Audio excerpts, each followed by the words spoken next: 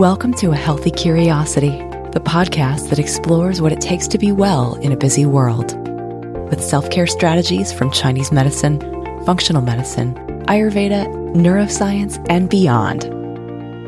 I'm your host, Brody Welch, a licensed acupuncturist and transformation catalyst, here to support you on your journey of health, happiness, and personal evolution.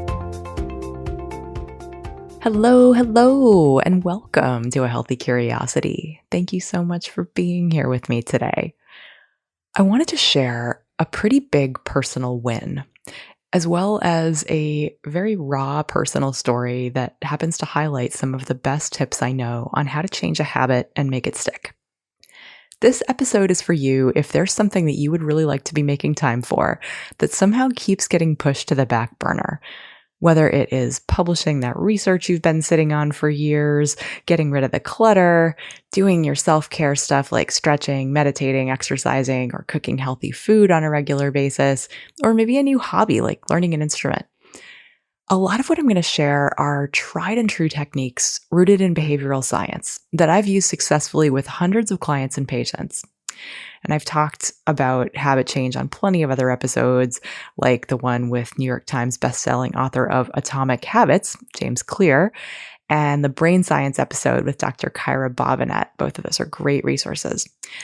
But the truth is, changing a habit is rarely as simple as applying a particular life hack or technique, because our habits are usually there for a reason. They're part of a bigger matrix in our lives that involve our relationships with time, with other people, with our jobs, our emotions, our stories about who we are and who we think we need to be, what we're choosing to prioritize, how we're managing our energy, and what's going on in the dark basements of our subconscious. It certainly would be easy for me to tell you just the successful, shiny side of this story, but that would be a lie because rarely do we get to a bright, shiny future without going into some mucky darkness that we'd prefer to ignore. I'm going to take a risk that sharing both my personal struggles and the wins is going to be more helpful than Instagram influencer style image crafting. Because while I do know a heck of a lot about health and wellness, habit change, personal growth, and endeavor to walk my own talk, I do not have it all figured out, at least not yet. So allow me to take you back to a little over a year ago, October 2020. I was not feeling great in my body. I was experiencing some pretty intense hormonally related and COVID-related anxiety and depression swings. As you may remember, if you're a regular listener to the show, I went through menopause in my late 30s, and for the past 4 years at least, I've been dealing with some pretty debilitating anxiety and depression that would come and go at a roughly but not exactly monthly interval. Sometimes every 3 weeks or every 4 or 6, I would find myself sobbing uncontrollably or feeling hypercritical of myself, taking everything personally, wanting to hide in a cave because I felt so toxic to the people around me. And then, after just a few days, maybe 4 or 5, the clouds would part and I would go back to feeling like myself and liking my life. So if I were having periods, this would almost certainly qualify as premenstrual dysphoria disorder, which is like PMS on steroids to the point where it disrupts your ability to function in life. But because I didn't have a menstrual cycle to clue me in, the symptoms would often take me by surprise, and the usual things like meditation and mindfulness, time in nature, and Chinese herbal medicine, which I see work so beautifully for 90% or so of my clients, PMS and mood swings, were not helping me. So in addition to feeling depressed and anxious, I also got to feel a version of imposter syndrome and shame for not being able to, quote unquote, fix myself. And in the pre-vaccine days of the COVID era, I was also not going to my yoga studio or to bar class or to the gym. So I was missing community and feeling some degree of loneliness. I was looking to food to help manage my mood. I had gained about 15 pounds and I really wanted to feel comfortable in my clothes again and at home in my body. So on October 5th, 2020, a little over 13 months ago at this point, I resolved to do things differently. I made 2 commitments to myself. The first is every morning I would roll out my yoga mat and do something, whatever I felt like doing, for 30 minutes. Now, this could be yoga, Pilates, a HIIT workout, using my free weights, do some Qigong, whatever I felt like doing, and then take a 30-minute walk.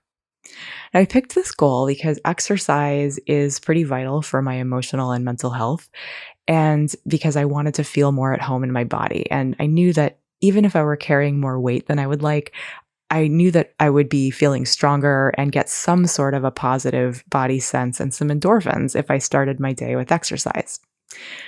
My other commitment was about tracking my food, and I'll talk a little more about that later. It has now been 13 months, and I have essentially missed only a handful of days of working out and walking. And this was usually when I was dealing with illness or traveling, but a lot of times I just traveled with my yoga mat and the apps on my phone, so I couldn't really even use that as an excuse. So I want to get into what helped me succeed pretty wildly with this new commitment. The first was being clear about what it is I was trying to do. I didn't just make it mushy, like I want to exercise more. I defined exactly what more was going to consist of. Second thing is that I did it first thing. Creating a new habit takes willpower.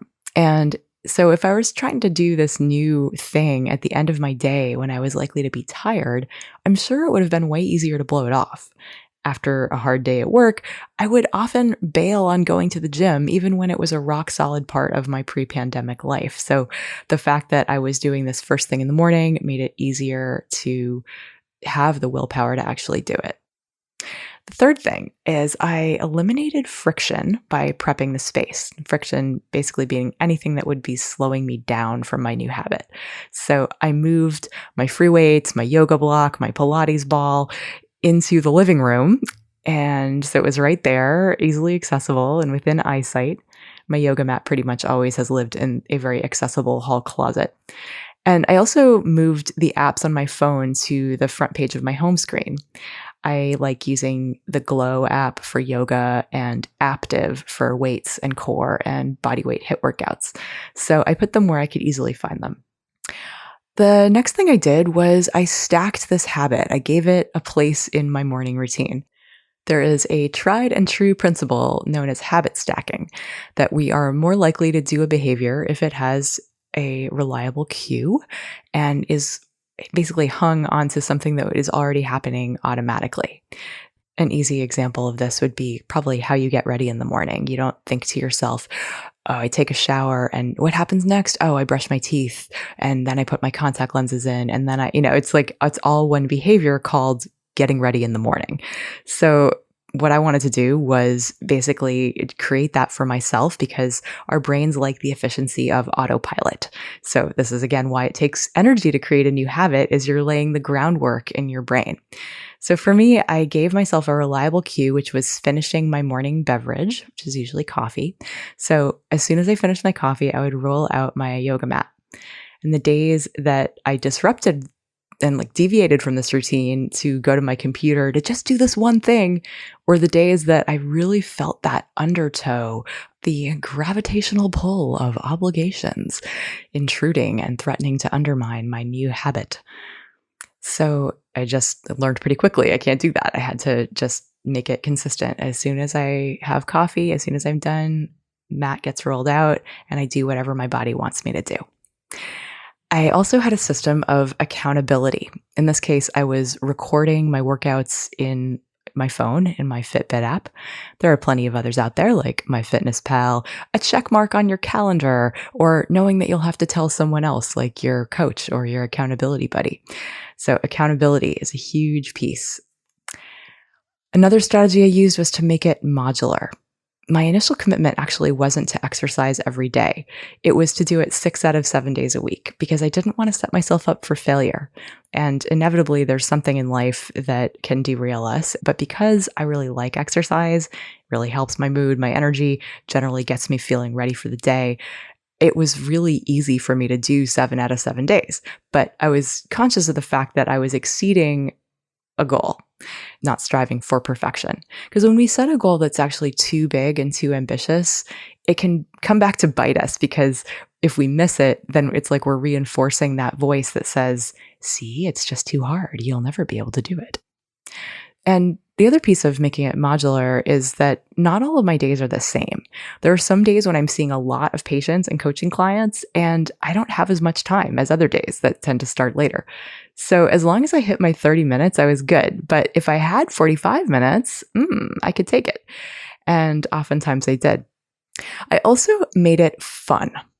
Now, as I said, I enjoy being in my body, but if every day felt like I had to push myself to the limit or do the same exact thing, I would get really bored and I would likely resist it. So I would also likely have set myself up for injury. So while I had the same daily structure, I had plenty of freedom and choice within that structure. So, as I mentioned, I had a couple different apps. I had some YouTube stations and podcasts for inspiration. And of course, I could mine everything I know from decades of practicing yoga, qigong, and going to fitness classes. So, I had this balance of structure and freedom, which made it really easy to honestly listen to my body. And, if my back was sore, then maybe that wasn't a day to push myself to the limits. But it was really hard to invent an excuse to blow off the habit entirely because I could always do something more gentle. And I think that was actually really critical because if every day had to be hard, that wouldn't actually have been very respectful to myself. And I'm happy to report that, even in the first 6 months, I had lost a pant size and at least an inch around my abdomen and waist, and was noticing some new muscle definition that was pretty fun. So I was already feeling good in my body and achieving my why, which was basically feeling like I was at home in my body again. A Healthy Curiosity turned 5 years old in July 2021, and I want to express some heartfelt gratitude for you, for listening, for sharing the show, for your ratings and reviews, and for being a fellow giver who cares about your health and personal evolution. This show would not exist without you. To celebrate, I've put out a virtual tip jar. If this show has inspired you, encouraged you, or taught you something over the past 5 years, you're invited to leave me a tip. Head to the show notes and click on the link to the tip jar, or head to brodywelch.com/product/tip jar, all one word.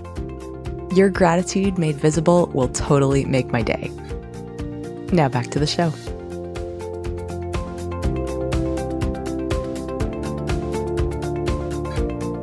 Much is made in the coaching world of knowing your why, but maybe even more important is knowing why something isn't happening, getting really well acquainted with the forces of resistance. And this is what I'm going to talk about as I describe to you the food end of things, which is usually the more important driver of weight loss. Like, you can't outrun your fork.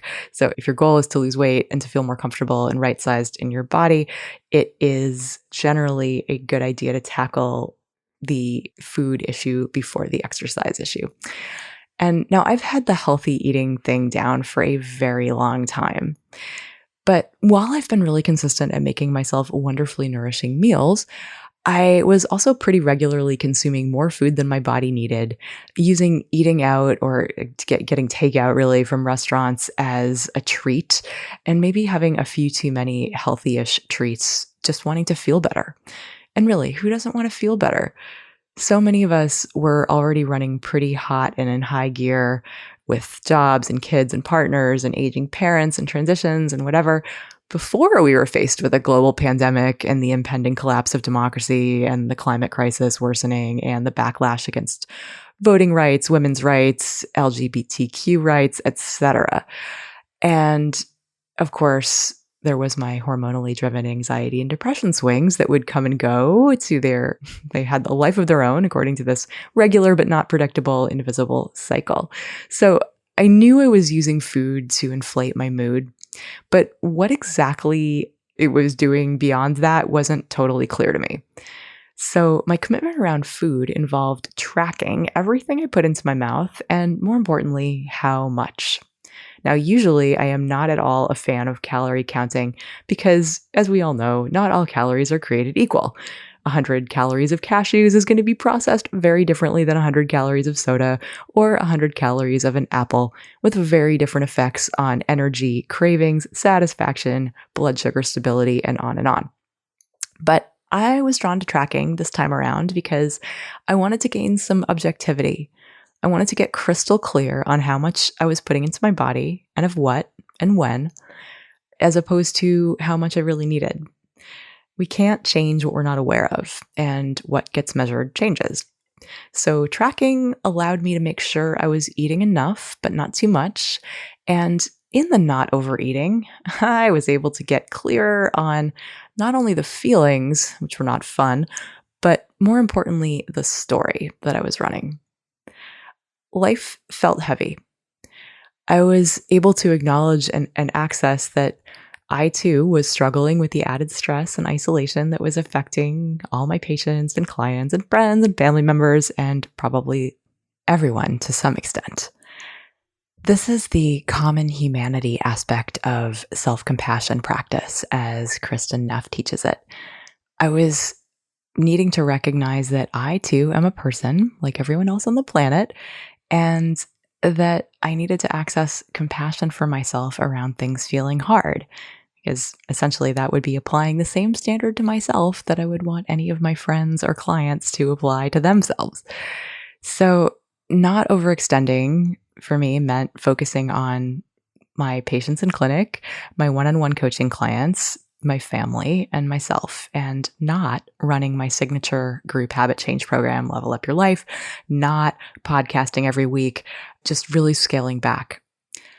Now, this was harder than it might seem, because while it did, in fact, buy me some time and space to recover from the stresses of life, time that I could use to exercise and sleep and do other self care things, it still didn't feel safe or comfortable to not be overextending all the time. See, one of my tried and true survival strategies, an ego strategy that I have used to give myself the illusion of safety, involve working hard, meeting other people's needs, and being a standout overachiever. This is pretty much a wood element strategy for those of you who are interested in Chinese medicine psychology. And so while I was able to have compassion that, like, yes, I'm a human being, just like everyone else, I still had to battle this inner critical voice that was saying, but who are you if you're just like everyone else? Maybe you won't be loved, accepted, or safe. Besides, if there was ever a need for a self-care support group involving positive habit changes, it's now. Don't you want to help more people? I needed to confront this false narrative about overachieving, and reckoning with this narrative that I needed to overachieve in order to be safe in the world meant reckoning with some really uncomfortable feelings, like feeling like a failure, feeling shame, feeling guilt for not being able to do it all. And at yet another level, there was a voice that whispered, but if you're not achieving, are you really doing enough? Again, I had to actively surrender this story and to redefine enoughness for myself. What is enough? I had to remind myself that seeing patients in my clinic, supporting my clients and parenting and being in a relationship and taking care of my health was plenty, that I was not a failure and that people in my life are not likely to love me any less. Sharing what I was going through with a few trusted friends and my wonderful husband, Jeremy, helped a ton. After all, shame loses much of its power when it is shared and brought out into the sunlight. And having just a few people in my life who I knew had my back made it much easier to sidestep the snares of this old story that had been really an unconscious driver of emotional eating. So, yeah, it's cool that I tracked over 500 meals in a row. I love that I've worked out pretty much every day for over 13 months. It feels awesome to be at home in my body again. But it's even more satisfying to feel like I've let go of yet another layer of old baggage, that I have redefined enoughness for myself, and that I'm no longer living from a place of perpetual depletion. Okay, so I realized that was a lot. Hopefully, it wasn't too much. I wanted to, as I mentioned earlier, share some of the uglier, more sordid details, with you because it can be easy to think to yourself, oh, habit change, doing things differently. I just need a strategy and some willpower, or I'll do it in a couple weeks when things die down. Because, life always happens and it can be harder. And that can reinforce the story that, like, if you can't do it, that you are worthless and you'll never be able to do it. Yes, there are strategies and they can be relatively simple, but there's also the emotions, the old stories, and the survival strategies and blind spots that are really tough to navigate by ourselves, where even the most brilliant, evolved, and bootstrappy among us tend to need support, is looking at these forces of resistance, the things that are holding us back from making the changes we want. All of us have these old survival strategies that have carved well-worn grooves in our brains that have served us well in the past and may still be at work trying to help us stay safe while simultaneously undermining our ability to grow, change, evolve, and do it differently. I love helping people prioritize what they know they want to be doing for themselves but haven't yet been able to. I love seeing the potential that people can't see in themselves and watching them live into the lives they want to be living, feeling healthier and more confident. It makes me radiate joy like little else in this world. I have a few open slots for coaching clients starting in January 2022, and I would love to help you if you are ready to do some work. Please visit the coaching page at brodywelch.com, or you can email me at brody@brodywelch.com. That's Brody with an IE and Welch with a CH, because feeling stuck is painful and you deserve support. So if you don't get it from me, I hope you get it from somewhere. And until next time, be good to yourself. Thanks for listening today. To check out the show notes, get on my email list, or drop me a line, head to brodywelch.com. That's Brody with an IE and Welch with a CH. I'd love to hear from you. If you learned something new or feel inspired to try something different in your life, I'd love for you to pay it forward by sharing this episode with a friend who you think could also benefit, and give them a reason to listen. You'll be helping to create a world where we encourage each other to embody self-respect. Till next time, be good to yourself.